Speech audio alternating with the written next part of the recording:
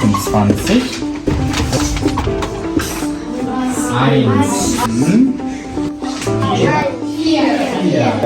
1, 2, 3, 4, 5, 6, 7 und bis 10.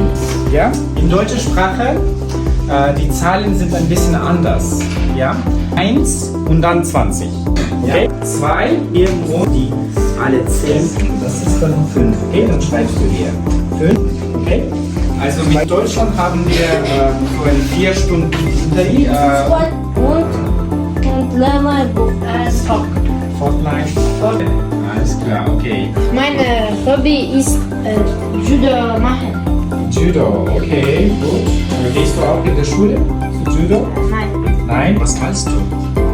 In Deutschland 16 Bundesländer. Hier ist es Luxemburg und hier geht es weiter zum Blau. Also du schreibst über seine Hobby. So ist er. Okay?